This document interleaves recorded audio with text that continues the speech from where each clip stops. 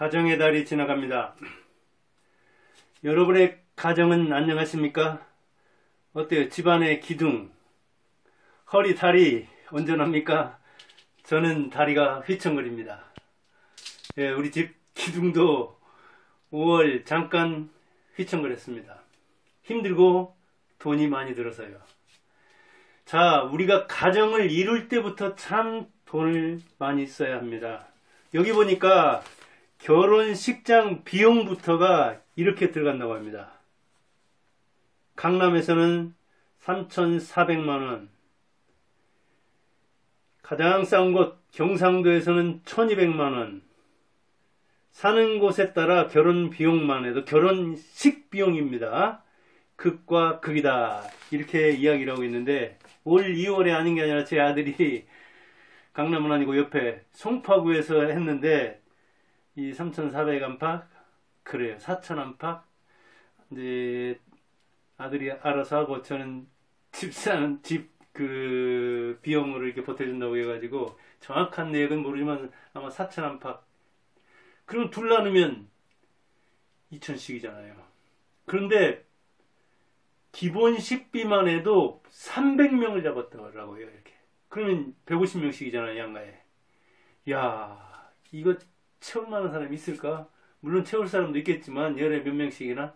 그러니까 기본을 이렇게 많이 잡아서 밥값이다, 뭐, 생화다, 촬영이다, 참 이것저것 비용이. 그나마 결혼식장이 많이 없어져서 코로나 때, 한 1년 전에 잡아야 그나마 비수기 올해 2월에 잡았거든요. 그런데 성수기 같은 때는 또 더 올라간다고 합니다. 이렇게 직업, 지역, 그리고 본인의 의사에 따라서 같은 서울에서도 강북과 강남이 차이가 크다고 하네요. 제가 결혼할 때는 조그마한 예식장에서 방은 단칸방에서 시작했죠. 지금 이제 아들은 뭐 투룸, 그 다음에 바로 뭐 올해라도 이렇게 알아봐가지고 산다고 하는데 전주하고 달리 3배, 5배는 비싸더라고요. 10만원 안팎 주어도 뭐 24평형, 5평형 이런 걸 살까 말까? 30평형 같은 뭐 15억이다. 지역에 따라서 강남 같은 데는 뭐 30억이니 50억이니 그러잖아요. 전주보다 뭐 5배 안팎, 10배 안팎 뭐 그러겠더라고요. 자, 그러면 가장을 이렇게 맡아서 가정을 그러니까 이루어서 37년차 살고 있는 이 가정의 달 5월에는 어땠을까요? 역시 적자입니다. 전주 살고 있는데 부부가 연금생활자죠. 저는 국민연금, 한 사람은 공무원연금. 그런데 5월에 보니까 일이 참 많아가지고 가족 소풍 갔습니다. 1박 2일 옥천으로. 거기 그 청남대 둘러보느라고. 그 다음에 회갑을 맞으면 우리 6남매의 12명이 작년 같으면 3명이나 회갑을 맞아가지고 허리가 휘청거렸습니다. 근데 올해는 하나 있어가지고 그러면 이제 뭐 장보기해서 한 끼는 먹어야 되고 또 2끼 사 먹어야 되고 그 다음 회갑 추기를 해서 또 행사를 해야 되거든요. 그때 이제 어머니한테 어버이날 겸사겸사해서 용돈도 드렸는데 그 어버이날은 또 장인장모 다 살아 계시거든요. 그 용돈, 또 식사. 그 다음에 장모님 생일이 또 5월에 들었어요. 그래서 식사할 때 또 이렇게 출연해가지고 내고, 그 다음에 이제 장인장모 용돈도 드리고, 또 처조카가 아들을 낳았는데 이제 막 돌 지났더라고요. 그냥 갈 수 있습니까? 금반지는 어마어마하죠. 뭐 한 돈에 얼마? 50만원, 60만원? 그러더라도 옷값이라도 줘야 할 거 아니에요. 그 다음에 또 처남 자녀들이 이제 대학교 다니고 고등학교 다니니까, 야, 이렇게 모여서 식사하면 식사비 들어가야 되지. 장인장모 용돈에 그 아이들. 그 다음에 이제 또 어머니가 시골교회 다니는데, 저 고향 진안. 거기서 그 고향교회에서 차를 내절해가지고 뭐 한 20명 안팎 되니까 조금이죠. 노인들인데 거의 다. 교회 소풍을 간다고 하더라고요. 또 가만히 있을 수 있습니까? 가서 식사라도 하라고. 그랬더니 식사비 일부 보태고 뭐 용돈 쓰겠다고 그랬는데, 아무튼 여기까지 가족의 날, 우리 집안으로만 딱 줄였을 때 이렇게 가정의 날 행사를 하는데 이거 움직이면 돈이죠. 근데 거기에다가 진짜 돈폭탄이 쏟아졌습니다. 양도소득세를 내야 되는데 미국장에서 제가 한 2년 지금 주식을 하고 있고 3년째 하고 있는데 24년에 국내에서는 사실은 쫄딱 망했거든요. 그래서 안 되겠다 해가지고 작년 가을에 9월인가 10월에 미국으로 갔어요.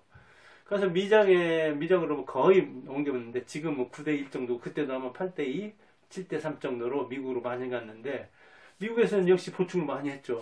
그러니까 국정에서는 정말 기천을 잃었는데 미장 가서 기천 겨우 따가지고 이렇게 양도소득을 남겼더니 미국은 세율이 무려 22%더라고요.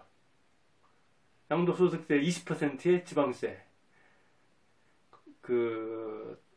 2% 해가지고 그걸 20% 거기에 10%니까 이제 2%죠. 그렇게 해서 22%더라고요. 기백만 원이 나왔어요, 이거. 야, 이거 주식을 매도해가지고 겨우 한국 거 상쇄했는데, 손실.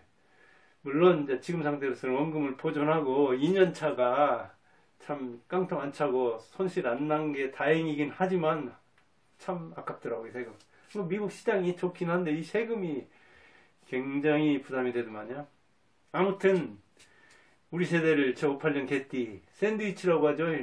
위로는 줘야 되고 밑으로도 줘야 되는데 밑에서 온 건 있냐? 물론 아들 부부한테 일부 뭐 보충은 하긴 했죠. 그렇기는 해도 나가는 데는 10군데 들어오는 데는 한두 군데. 감사해야지 물론. 양가 부모님이 지금 어머님도 뭐 80대 후반, 장모님 80대 후반, 장인어른 90대 초반. 전부 다 언제 아파도 뭐 어찌 보면 이상하지 않을 만큼 물론 정말 병원에 가서 살고 약으로 살죠. 그렇긴 하지만 요양병원에 들어가지 않고 어찌됐든 건강하게 사는 거. 그래서 그렇게 용돈을 줄 병원비가 아니라 용돈을 줄 그 대상이 있다는 거 감사할 일이죠.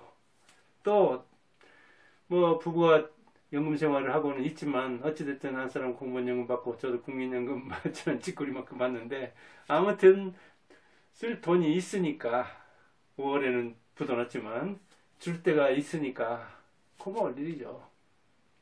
그리고 비전을 가지고 제가 주식 투자도 하고 있고 이렇게 방송도 하고 저술도 하고 그럽니다. 투자, 방송, 저술을 건강하게 하고 있으니까 그래서 비전을 가지고 앞을 보고 나아가고 있으니까 그거 역시 또 감사할 일이죠. 사실은 가정은 중환자입니다. 우리나라 살인의 거의 3분의 1 이상이 가족살인입니다. 가족 내에서 살인이 일어난다고요. 이런 정도만 말 다 했잖아요. 우리나라 가정은 중환자입니다. 그것도 대개는 감정 때문에, 금전 때문에 그렇게 싸웁니다. 금전이 아주 큰 문제로 이렇게 다가오고 있는데 가정이 중환자 상태인데 이렇게 건강하게 서로 그 가정을 사랑의 보금자리로 만들 수 있는 그리고 형제도 자손도 아직까지 뭐 올해를 봐서는 무사하니까 무고하니까 그게 얼마나 또 감사할 일입니까? 비전을 가지고 서로 잘 되길 바라고 뭐 있으면 있는 대로 없으면 없는 대로 제가 이번 달에는 아무튼 뭐 약간의 부도가 나긴 했지만 제가 원금을 보존하면서 주식을 팔아가지고 양도소득세를 냈다는 거 그것만 해도 감사할 일이잖아요. 그래도 원금 보존이 됐으니까 원금 보존이 아니라 뭐 지금 상태로는 한 10% 안팎 수익이 나 있는데 이거 뭐 하도 이제 변화가 심하니까 일단 유동적인데 아무튼 지금 상태로는 그러니까 그것도 감사할 일이죠. 세금 내고 나니까 그만큼 또 채워지더라고요. 그게 이제 하루하루 뭐 주식이라는 게 워낙 변동이 크기 때문에 수익을 실현해야 내 것이 우선 아니고 통장에 나와 있는 것이긴 하지만 아무튼 이 가정의 달 다리도 기둥도 휘청하는데 그나마 배를 좀 든든하게 해주니까 고맙잖아요. 자, 이런 또 가정의 달 아마 저 같은 60대도 쓸모가 많았으니 70대도 그럴 것이고, 거기는 이제 손자라든가 뭐 이게 뭐 밑으로 줘야잖아요. 되게 또 병원비로 용돈 받으면 뭐 병원비로 나갑니다. 거의 다 먹는 거 병원비. 우리 어머니도 그렇고 여기 장인장모도 그렇고 병원에 뭐 어찌 보면 가서 약을 보름 분이다 한 달 분이다 이렇게 타오고 또 걸핏하면 병원 가야 하니까. 그러나 아직 저는 이 60대 후반 그러지는 않잖아요. 그것도 역시 고마운 일이죠. 그래서 여러분들 또 우리 가정 아마 다리도 허리도 휘청할 수는 있지만 기둥이 뽑히지는 않겠죠. 이제 6월 가고 7월 가고 또 그러면 또 뭐 메워지는 거 아니겠습니까? 저도 투자 잘해서 더 메워지길 바라고 여러분들 주머니도 두둑하기를 바라면서 가정의 달 마지막 마무리를 잘 하시기 바랍니다. 감사합니다.